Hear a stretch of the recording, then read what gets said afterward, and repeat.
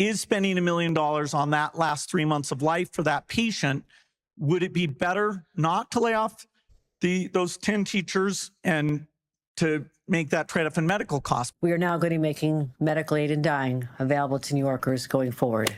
Over 100,000 lives of those created in the image of God have been taken in Canada through medical assistance due to the Medical Assistance in Dying Act passed in 2016. Tucker Carlson recently had someone on to discuss this absolutely horrific thing going on that is spreading and making its way into America now. And here's what he had to say. New York is the fourth biggest state in the U.S. by population and an inherently important place. It's embedded in the fabric of American history. It's the site of the largest city in North America, certainly in this country, New York City. So what happens in New York matters. There are 20 million people who live there. But what happens in state government goes pretty much ignored by the rest of the country, or even within the state of New York. And there are a bunch of reasons for this. And one of them is it's very hard to listen to the governor, the current governor of New York, Kathy Hochul, speak. It's not an attack on her personally, but there are certain politicians you wonder, how did anyone vote for you? You're just very, very difficult to listen to. So we don't spend a lot of time previewing clips of Kathy Hochul talking. But here's one from right before Christmas of last year. This is December 17th, 2025, in which Kathy Hochul, governor of New York, announces a massive progressive victory for the state. Well, what could that be, you wonder? It's such a progressive place already. They have every progressive right and program the left's theorists could devise. What could they possibly be doing that they haven't already done? Well, as of December 17th, 2025, New York State now allows doctors to kill its citizens. Physician-assisted suicide, euthanasia, that is now legal in New York. Kathy Hochul was pretty excited about it. Watch her announcement. It's fascinating. So I'm proud to announce that after weeks of negotiating with the legislature, we are now going to be making medical aid in dying available to New Yorkers going forward. I believe we've crafted an elegant solution to a problem that people have fought for, but also wrestled with for a long time. Because, I did not arrive at this lightly. But my last thoughts were sitting at a funeral, a Catholic funeral, Saturday morning, this past weekend. And I heard the priest talk about being called home to eternal life. And I realized we're not talking about ending life early. We're about dying early. We've crafted an elegant solution to the problem. Yes, and we'll come back to that. This is, and of course, it starts with the idea that, we're gonna help those that have, less than 6 months to live.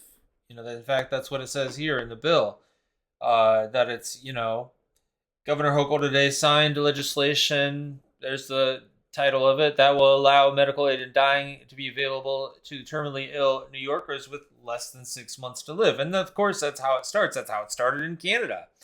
And then it's moved on, and people are certified or qualified, and there's stage 1 and stage 2, as the lady explained in the episode, basically of stage 1, I think, is, like a terminally ill type person that would basically qualify for it. But then stage 2 is basically anyone with some kind of chronic condition, which can expand pretty widely. And naturally, this thing progresses because they're looking at how much money they can save on healthcare.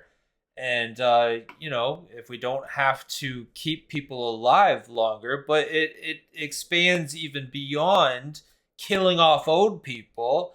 And basically, it goes to children. It goes to anyone else that they can convince to take their own lives. Or if they can't convince them, they just go ahead and kill them themselves. Ontario man dies of MAID after being assessed outside of Tim Hortons, outside of a coffee shop. And he is seen as whatever exactly they said regarding it.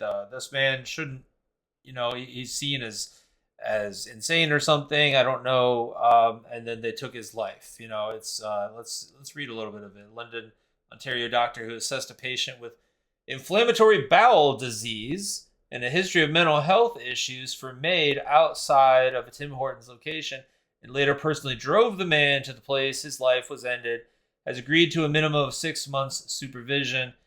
In another case, so the whole thing ended up being that his life was taken against his will. I don't know if he agreed to something at the beginning or didn't agree to something at the beginning, but the end result was his life was taken against his will, because that's how bloodthirsty they are. That's how much they want to eliminate people's lives. It is a culture of death. It is abortion expanded with the taking of a life, the murdering of a life, the killing of the innocent in the womb, and that is expanded to those outside of the womb. How can it not naturally get there? When someone desires the taking of what God gave, the taking of a life, then they expand it outside of there. And so we'll see a little bit more of what Tucker has to say here. In fact, I'm going to jump ahead to Bill Gates. He jumps to a clip with Bill Gates. So in any case, you may be asking yourself, could this happen here? Really? It's so dark and gross and obviously evil. Would anyone admit to that in public? Well, actually, somebody did. So we're going to play you a clip from 2010 from the Aspen Institute meeting from July 8th, 2010 in Aspen, Colorado. It happens every year. It's a nonprofit organization where the deepest thinkers, or their facsimiles, congregate in Aspen to talk about where we should go next. Lots of chin tugging, lots of pomposity, lots of cliches getting thrown around. But occasionally the truth is told, particularly by the more autistic participants. And there's no one more autistic in the Aspen Institute class, of course, than Bill Gates. And that's not an attack on Bill Gates. In fact, it's said with gratitude, because people like Bill Gates tend to say things out loud that other people wouldn't, because it just emerges. So in 2010, Bill Gates made the case that, hey, we may get to a point where we have to impanel some kind of group of officials to decide, is it really worth the cost of keeping these people alive? And he actually said that. And the reason that we need to reassure you of that and actually play this clip is because over 10 years later, this clip reemerged. And it found its way onto the internet and social media. And all the people in charge basically had a conniption and bent over backwards and forwards and sideways to tell you that this wasn't real. This was misinformation. Yeah, they would want to do everything they can to deny that actually happened. That he actually said what he said.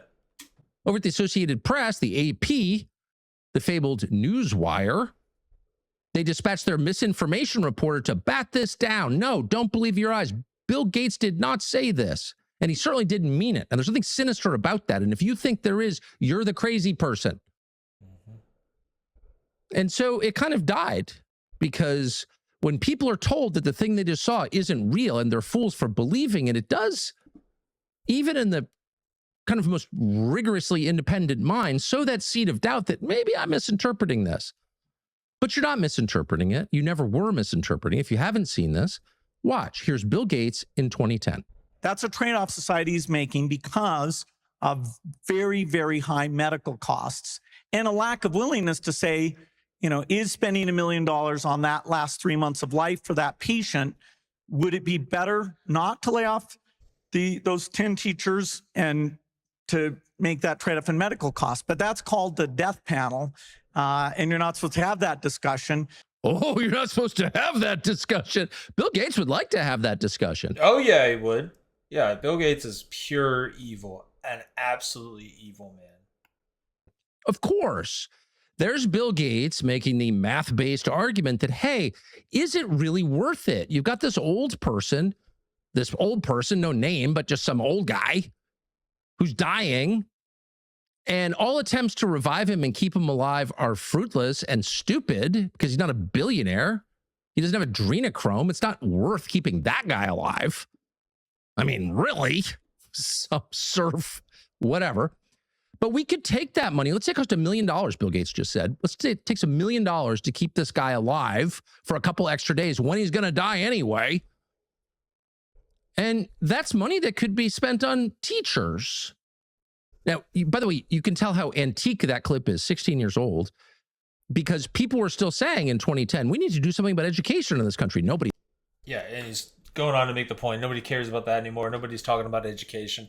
And yeah, there's all these other things. You could hear them if they're going to be talking about money. You could be talking about money spent on the military. Be concerned about the amount of money that we're spending in meaningless wars. But the fact that life is seen as absolutely nothing, there's no dignity in life, and this thing is actually promoted, this act, this euthanasia, this murdering, this medical murdering is seen as, promoted as, advertised as dignity, dying with dignity. And that's what the big advertisement is. He actually showed some ads in Canada where they played it and it made it look all nice and everything. Like, oh, this is a beautiful thing that's going on while people are being murdered. This is a beautiful thing. And that is how it's promoted. And sadly, that's how it was being presented there in the clip that he played of Hochul. And it will be presented that way as it spreads to the most liberal cities and states in America, and it needs to stop. It needs shut down. It is evil, absolutely evil. Again, over 100,000 people killed in Canada from 2016 to now, 2026, in a decade, and that's only going to expand and be more and more and more because they're just looking for how many people, specifically white people, how many people they can kill off. So very sad, very wicked things. Pray against this, push against this at all costs, absolutely. And can be glad we're not living for this world. We're living for the world ahead. We're living for eternity, but we need to push back against these things. We need to make this be something that we need to push back against unrighteousness and promote righteousness all day long. Hit that like button, hit subscribe if you like Adam's analysis. They deal with current cultural issues from a theological and analytical and logical perspective. Go ahead and subscribe if you're new here. Let me know your thoughts below. Take a look down at the pinned comment where I've got related videos in the channel trailer. God bless.